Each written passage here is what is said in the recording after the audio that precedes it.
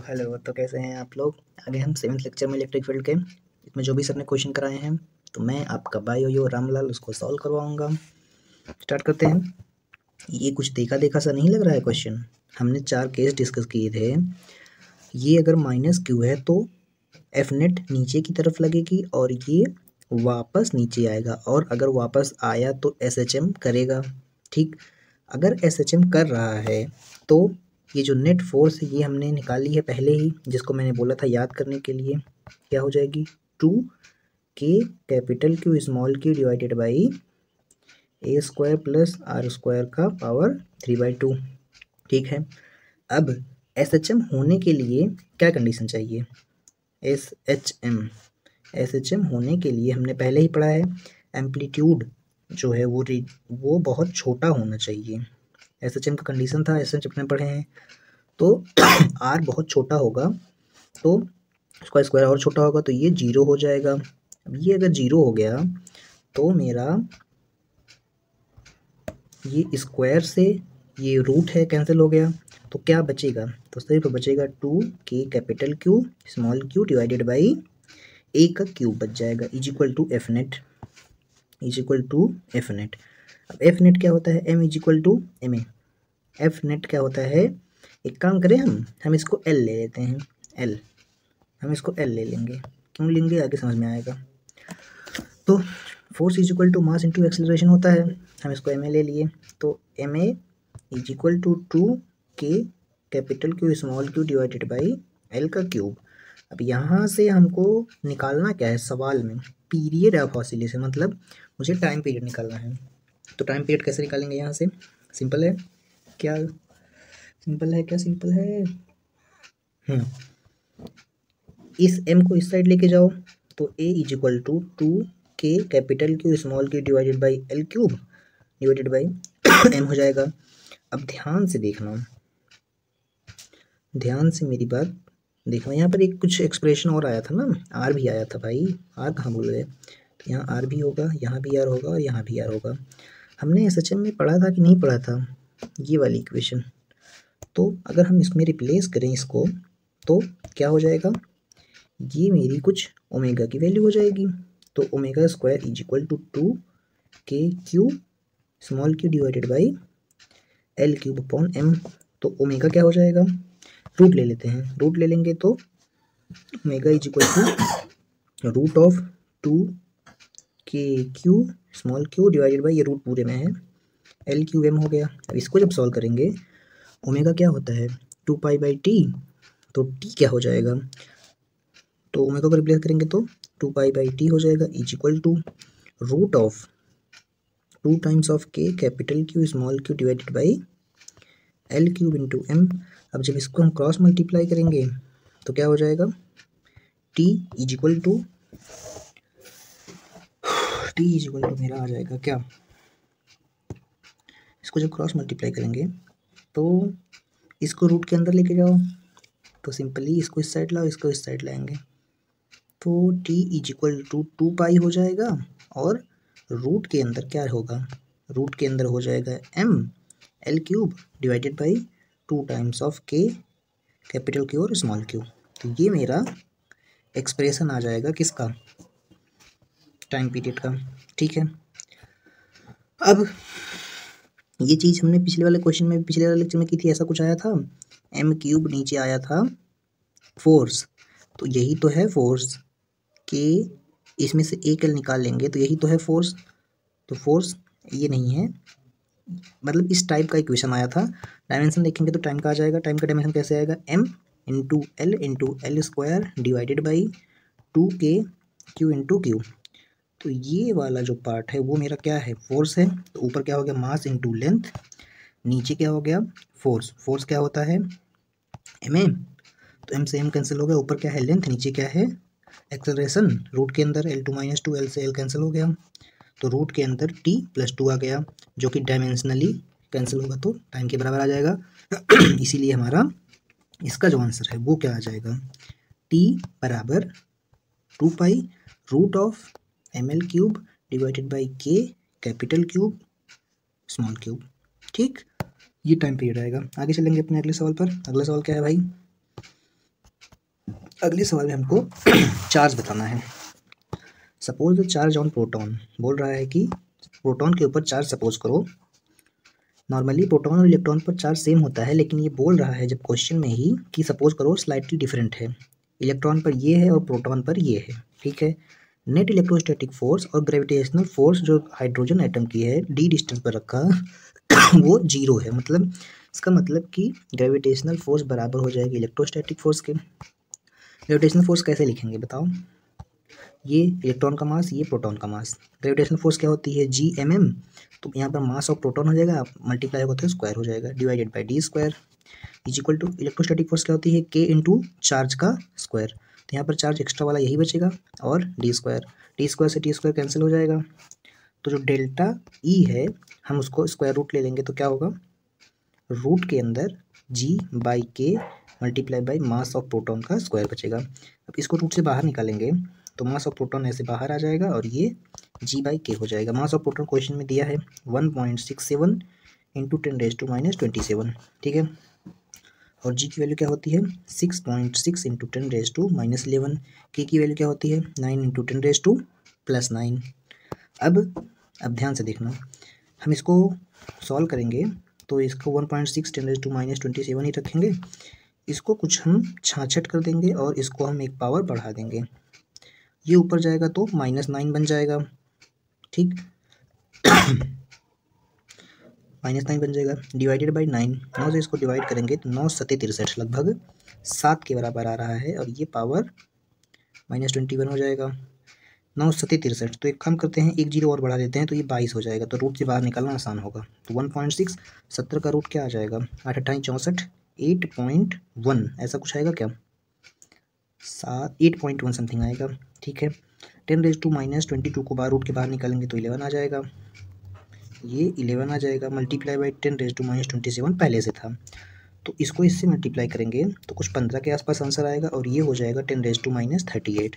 अब अगर हम 15 को 1.5 लिखेंगे तो एक पावर यहाँ से कम कर देंगे तो इसके ऑर्डर में आंसर आएगा। पी वाई क्यू का क्वेश्चन है, इसके ऑर्डर में इतना कूलम। आगे चलेंगे। अब देखो हमको क्या बताना है, M1 M2 सेम है तो हमको रिलेशन बताना है। क्या होता है? टेन थीटा, पेंडुलम वाला प्रॉब्लम है। Tan theta is equal to होता है, रिलेशन क्या होता है अच्छा बताओ? डायरेक्टली प्रोपोर्शनल होता है Q1 Q2 के, इनवर्सली प्रोपोर्शनल होता है मास के, ठीक। अगर ये M1 है तो ये M1 है। बोल रहा है Q1 ग्रेटर है और Q2 मास बराबर है, तो जब ये दोनों का मल्टीप्लाई है तो ये तो कैंसिल हो जाएगा, तो 10 थीटा 1 डिवाइडेड बाई 10 थीटा 2 क्या हो जाएगा? M2 by M1। और बोल दिया कि M1 M2 सेम है तो इसका आंसर 1 हो जाएगा, तो theta 1 is equal to theta 2 आ जाएगा, मतलब फर्स्ट वाला आंसर। अब देखो इसमें एक ऑप्शन गड़बड़ा गया है क्या यार? नहीं ठीक है। 2 स्मॉल स्पीयर, 2 स्मॉल स्पीयर हैं, सस्पेंड किए गए हैं इंसुलेटिंग थ्रेड से जिसकी लेंथ L है, मतलब इसकी लेंथ L है, यहाँ पर स्पीयर रखा है, फिर दूसरे की लेंथ L है, यहाँ पर एक स्पीयर रखा है। दिस अरेंजमेंट टेकन स्पेस में लेके गए, जब स्पेस में लेके जाएंगे तो वहाँ नीचे mg नहीं लगेगा। जब नीचे mg नहीं लगेगा तब क्या होगा? जब नीचे mg नहीं लगेगा तो टेन थीटा बराबर क्या होता है? F electrostatic divide by mg, तो ये तो जीरो हो जाएगा, ये जीरो हो जाएगा, तो मेरा टेन थीटा इन्फिनिटी हो जाएगा। और ऐसा कब होता है? 90 डिग्री पर। तो इसके बीच में 90 डिग्री होगा नहीं, ये हम कैसे निकालते थे बताओ? सबने क्लास में कराया था ना, ऐसे था यार, ऐसे रहता था, इसको हम थीटा 1 लेते थे, इसको थीटा 2, तो मेरा थीटा 1 का वैल्यू 90 आया है, तो मतलब ये ऐसे है, तो ये 90 है और ये भी 90 है, तो टोटल थीटा कितना आ गया? 180। ये मेरा थीटा आया है, मतलब ये वाला ऑप्शन नहीं होगा। अब अगर हमको टेंशन निकालना है, ध्यान से देखो, टेंशन किस में होता था? टेंशन इसकी वजह से नीचे कुछ mg लगता था, इसमें कुछ टेंशन t होता था। अब क्या होगा? टेंशन हम लोग याद किए थे, क्या होता है टेंशन? रूट ऑफ mg का होल स्क्वायर प्लस जो उस पर सेंट्रीपिटल इलेक्ट्रोस्टैटिक फोर्स जो लग रही होगी, ये तो जीरो हो गया, तो t बराबर सिंपली हो जाएगा Fe का स्क्वायर रूट में स्क्वायर रूट को खा जाएगा, तो t बराबर हो जाएगा F ऑफ इलेक्ट्रोस्टैटिक। अब इलेक्ट्रोस्टैटिक फोर्स कितनी लग रही होगी? सिंपल, दो चार्ज हैं, दोनों के बीच में डिस्टेंस ये वाली एल है और ये वाली एल है, तो ये डिस्टेंस कितनी है 2L। एक थ्रेड की लेंथ एल है, 2 थ्रेड है, तो सिंपली क्या हो जाएगी, F electrostatic is equal to, यही टेंशन के बराबर होगी 1/4πε0 इंटू चार्ज। दोनों पे क्या क्या चार्ज है भाई, क्वेश्चन में दिया होगा, क्यू ही चार्ज है दोनों, तो ये क्यू स्क्वायर हो जाएगा, नीचे दोनों के बीच की डिस्टेंस 2L स्क्वायर। तो ऐसा कोई ऑप्शन है क्या 180 डिग्री हो और 2L का होल स्क्वायर हो? ये नहीं है, ये नहीं है, ये वाला होगा। ठीक, आगे चलेंगे। नीट में आया हुआ एक बहुत ही बेहतरीन सवाल है भाई, ये क्यों बेहतरीन है बस बेहतरीन है। अब देखो ध्यान से देखना, कुछ खास है नहीं इस क्वेश्चन में, बस थोड़ा सा आपको पेंडुलम वाली चीज़ें पता होनी चाहिए। अब मैं अज्यूम करता हूँ यहाँ पर θ1, ठीक है, तो tan θ1, पहले क्वेश्चन पढ़ लेते हैं। दो पिथ बॉल है, इक्वल चार्ज कंटिन्यू है, common point by string equal length, equilibrium separation between them R, ये इसकी डिस्टेंस की आर है, ये कुछ आर डैश है। तो बोल रहा है कि अगर हम इसको आधा कर दिए, हाफ द हाइट, तो इक्विलिब्रियम सेपरेशन दोनों बॉल की कितनी होगी, ये कितनी होगी इसके टर्म्स में। तो tan θ1 क्या होता है, हमको पता है कि नहीं पता है, सही से बताना। क्या होती है, electrostatic force divided by mg। अब यहाँ पर इलेक्ट्रोस्टैटिक फोर्स होगी कितनी, अच्छा tan θ भी निकाल लेते हैं। ये ऐसे है, ये ऐसे है, ये थीटा है, तो ये मेरा परपेंडिकुलर है, ये बेस है। tan θ क्या होता है, perpendicular upon base is equal to, नीचे क्या है mg, m इंटू जी, नीचे mg है, और ऊपर क्या होगा, आप ध्यान से बताना। इस पॉइंट और इस पॉइंट के बीच में, नहीं, इलेक्ट्रोस्टैटिक फोर्स कितनी होगी दोनों के बीच में, जैसे कहाँ गया, अरे यार छोटा नहीं हो रहा है, दो पिथ बॉल है, वो दोनों के बीच की डिस्टेंस आर है, इन दोनों के बीच की डिस्टेंस आर है, तो इसके बीच की फोर्स कितनी होगी, सिंपल, के चार्ज कितना है, टू इक्वल चार्ज है, तो हम क्यू ही मान लेते हैं, तो ये क्यू मानेंगे तो क्यू स्क्वायर हो जाएगा, क्यू डिवाइडेड बाई आर, दोनों के बीच की डिस्टेंस आर स्क्वायर, तो इसको इसमें पुट करेंगे। परपेंडिकुलर अच्छा कितना है बताओ, ये वाली डिस्टेंस कितनी है, r/2 है, तो यहाँ से हम r/2 रखेंगे, बेस कितना है y है, is equal to, electrostatic force कितनी है, के क्यू स्क्वायर, नीचे क्या आ गया आर स्क्वायर, ये आर स्क्वायर नीचे आ गया, ये हो गया mg। अब देखो ये दो नीचे आ जाएगा, तो r divided by 2y is equal to k Q square mg r square हो जाएगा। हम इसको इक्वेशन 1 मान लेते हैं। अब इसमें क्या किया है, ध्यान से देखना, इसमें कुछ नहीं किया है, सिर्फ इसको r डैश बोल दिया है, तो ये डिस्टेंस हो जाएगी r'/2। ये मेरा, अगर मैं इसको थीटा लेता हूँ तो ये मेरा परपेंडिकुलर होगा, ये मेरा बेस होगा, तो यहाँ अगर मैं इसको θ2 लेता हूँ तो tan θ2 is equal to electrostatic force divided by mg हो जाएगा। तो यहाँ पर परपेंडिकुलर कितना है,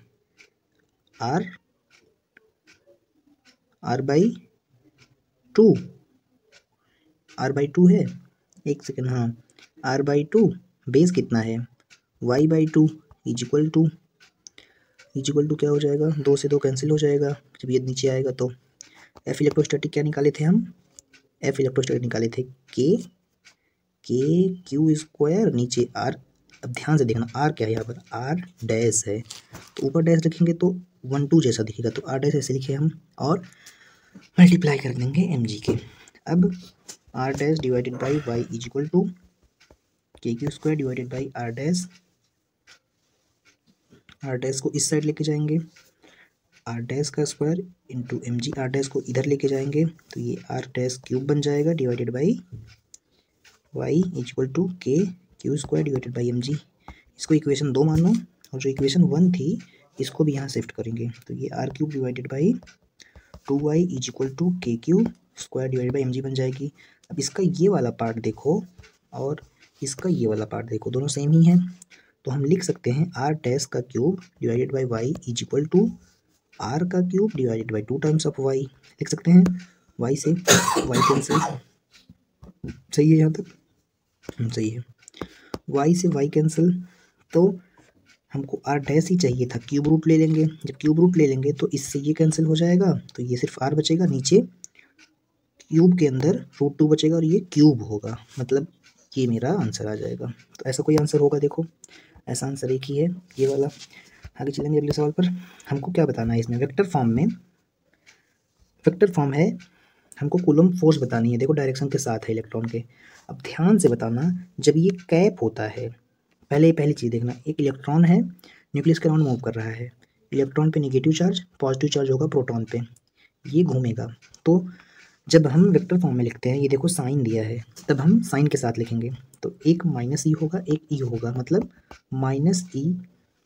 अगर हम पूरी तरह लिखें तो कुछ के माइनस ई का square divided by R square होगा, ठीक है।